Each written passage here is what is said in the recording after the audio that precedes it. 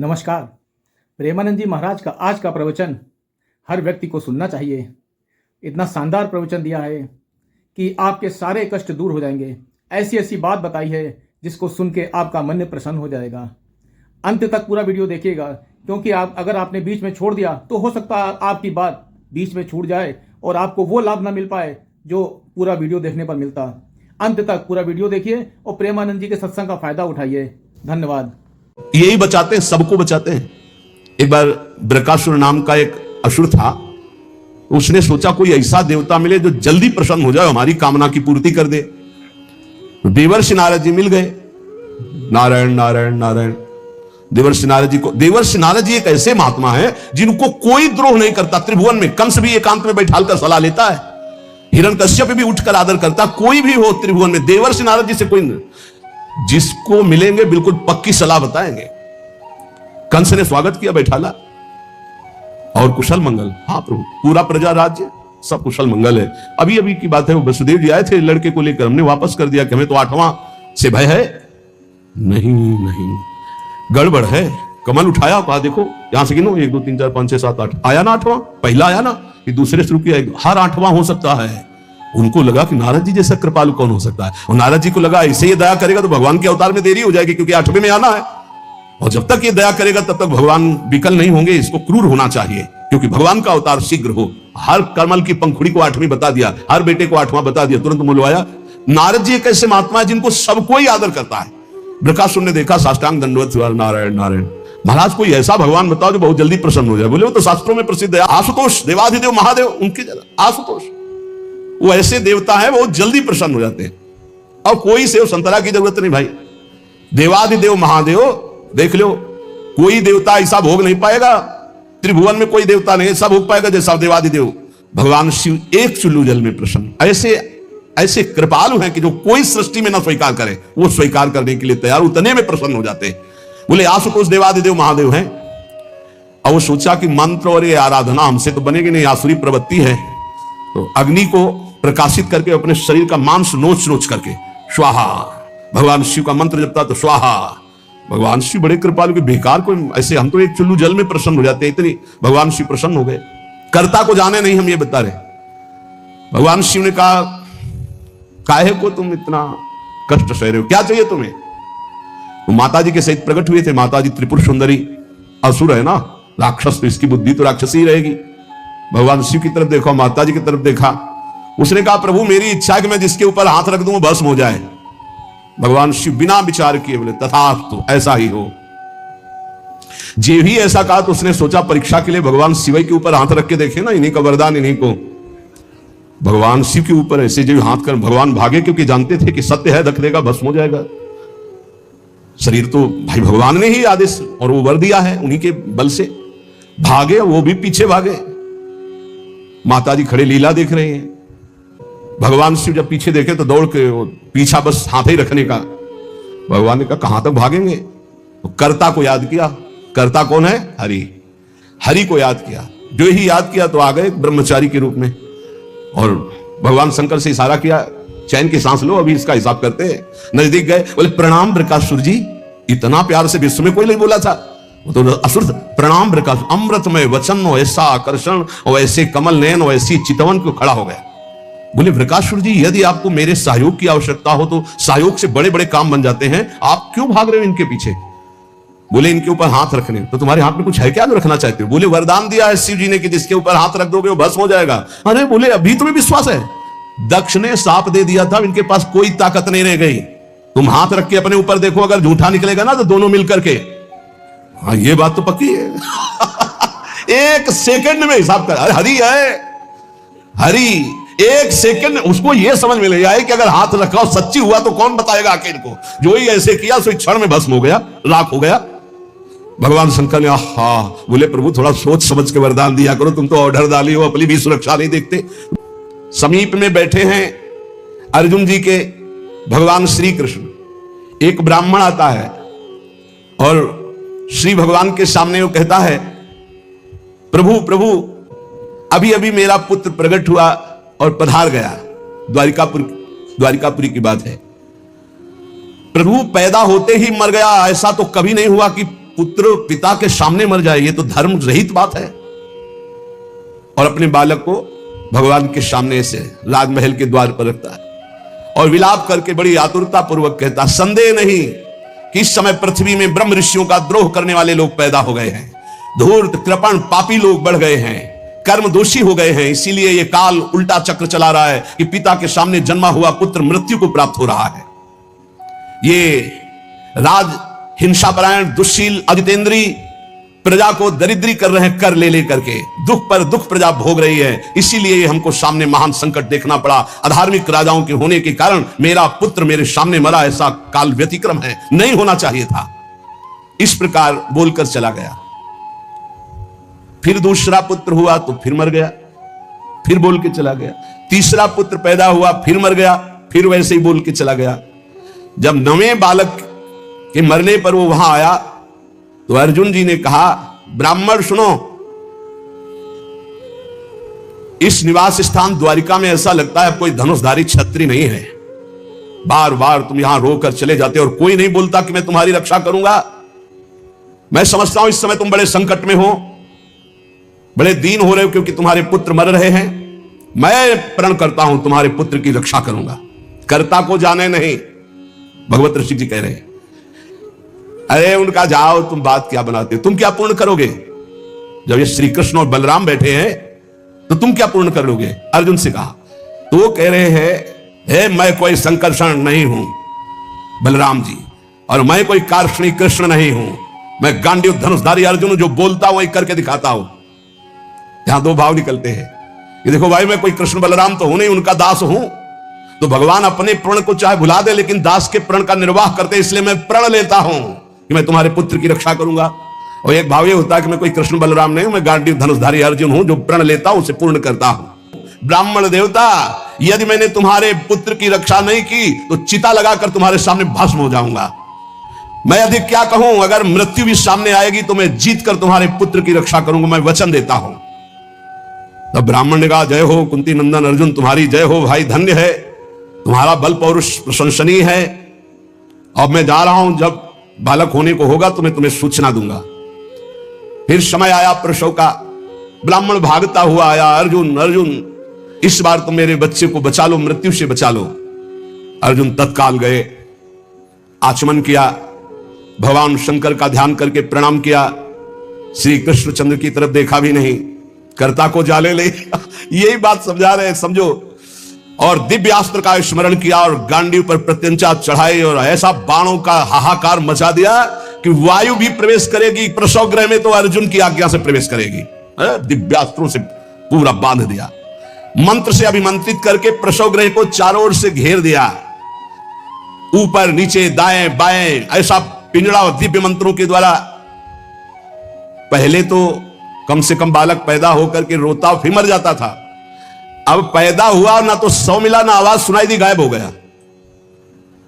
पहले तो कम से कम लाश तो मिलती थी, रोता तो था फिर मर जाता था। अब वो ब्राह्मण अर्जुन से कहने लगा कि मेरी मूर्खता देखो, इस नपुंसक की बात में मैं आ गया। हाँ, अरे जहां श्री कृष्ण बलराम नहीं रक्षा कर पाए, इसकी डींग भरी बातों पर मैंने विश्वास कर लिया। ना प्रद्युम्नो ना निरुद्धो न रामो न च केशवः यस्य सेको परित्रातुम कोन्यस्तद वितेश्वरः। कौन ऐसा है जहां श्री कृष्ण बलराम प्रद्युम्न और अनिरुद्ध नहीं रक्षा कर पाए, वहां और त्रिभुवन में कौन रक्षा कर सकता है? मिथ्यावादी अर्जुन को धिक्कार है, अपने मुंह से बड़ाई करने वाले गांडीव धनुषधारी अर्जुन को धिक्कार है। दुर्बुद्धि मूढ़तावश कहता था कि मैं तुम्हारे बालक की रक्षा कर लूंगा। अब ब्राह्मण तो क्रोध में, देखने को नहीं मिला लड़के का, पैदा हुआ गायब। अर्जुन ने कहा, ब्राह्मण मेरा अपमान मत करो। तत्काल योग बल से यमपुरी गए।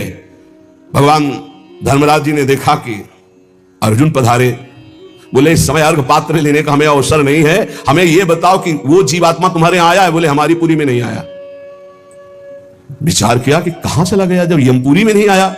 इंद्रलोक, अग्निलोक, नैऋति, सोम, वायु, वरुण सबकी पुरियों में गए। अतल नीचे, अतल सुतल, पाताल तलातल महातल, इन लोकों में गए। ऊपर के जनलोक, महालोक, तपलोक, ब्रह्मलोक, कहीं भी ब्रह्मा की जितनी रचना सब घूम डाला अर्जुन ने, कहीं वो जीव नहीं मिला।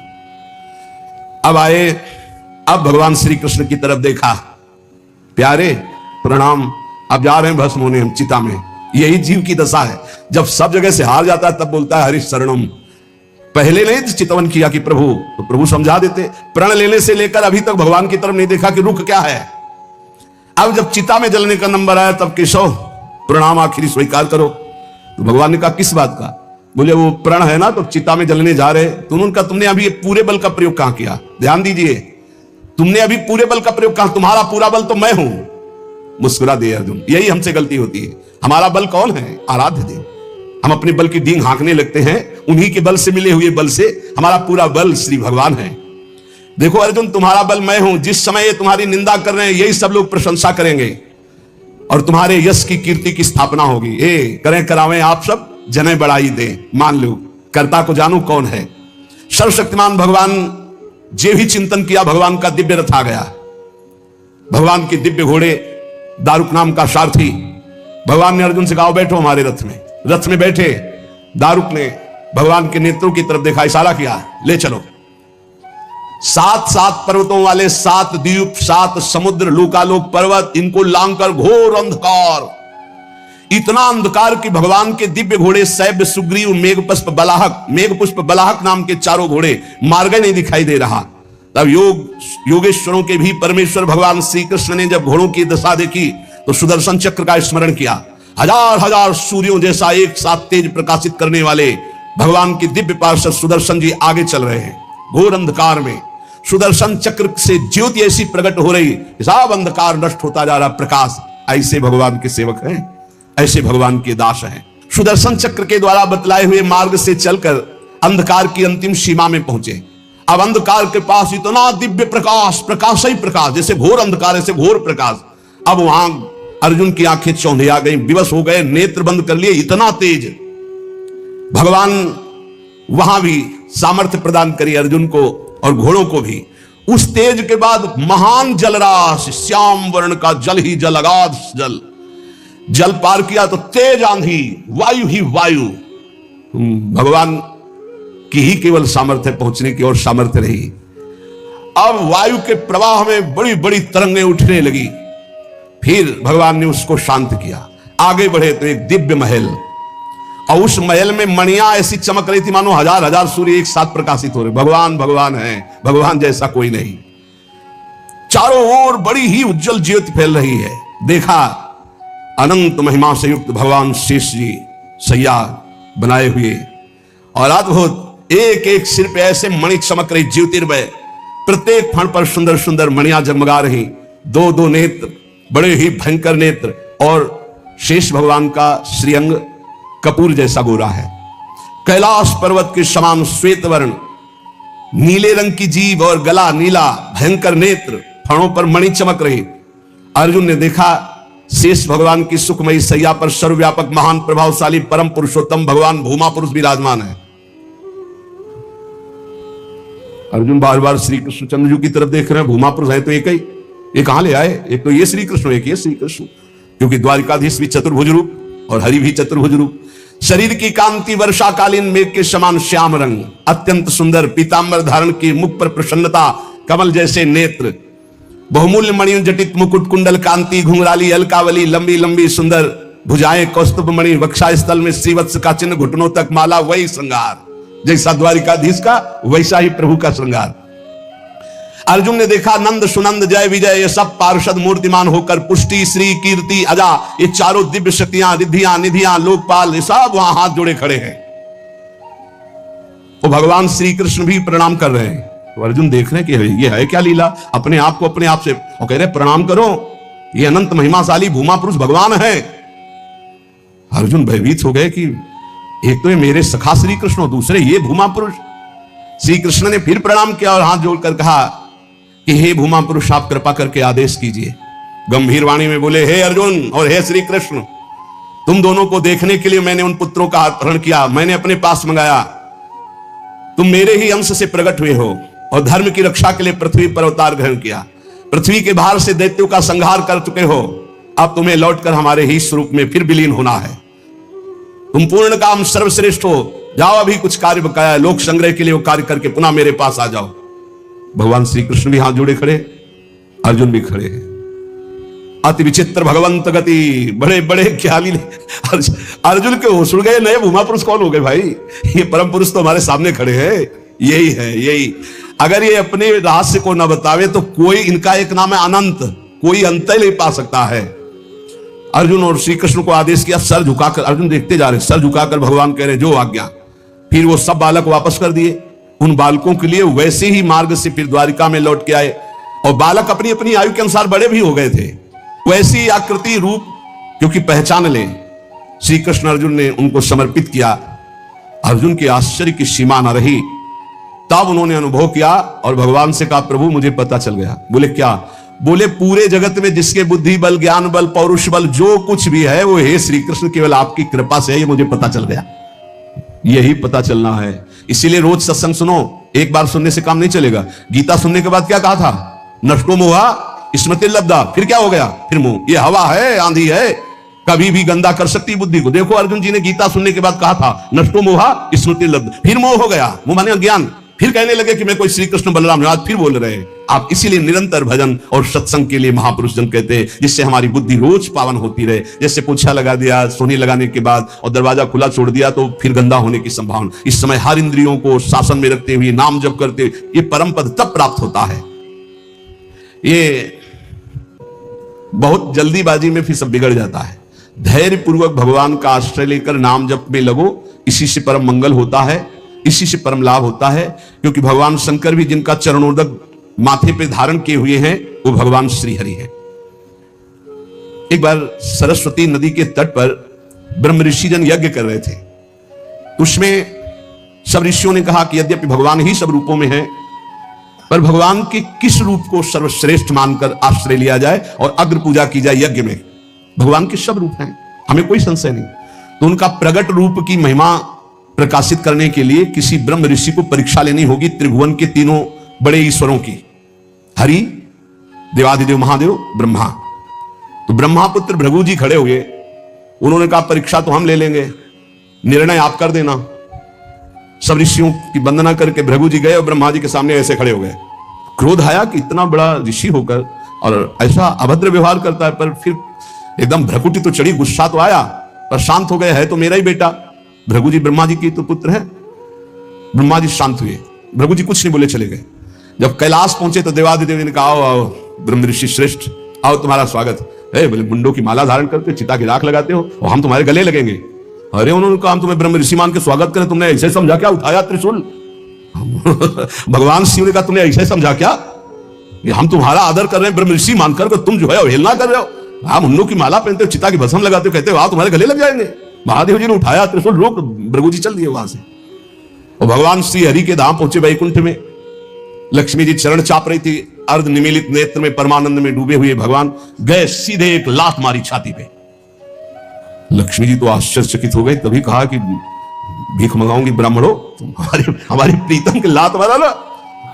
पहले प्राय ऐसे ब्रह्म ऋषि जन जो होते थे ना, व्यवस्था, वेद के अपार ज्ञानी, तप के महाधनी, भोजन की व्यवस्था। लक्ष्मी जी कहते हैं तुम्हारे पास नहीं आएंगी, हमारी प्रीतम को लात मारा है ना तुमने। लक्ष्मी जी तो थोड़ा नाराज हुई और हरि उठ के बैठ गए और चरण दबाने लगे। हाँ, बड़ा कठोर हृदय है हमारा, आपके बड़े कोमल चरण हैं। अगर मुझे पता चलता तो मैं आपके चरणों की अगवानी करता, मुझसे अपराध बन गया कि मैंने अगवानी भी आपके चरणों की, और चरण दबाने लगे। प्रभु जी के नेत्रों में अश्रु आ गए और कहा प्रभु बस यही देखने के लिए हमको सब ब्रह्म ऋषियों ने भेजा था। यद्यपि आप ही शिव हो, आप ही ब्रह्मा हो, आप ही चराचर जगत हो, पर प्रभु आपका जो करुणा वर्णालय हरि रूप है यही सर्वाराध्य है।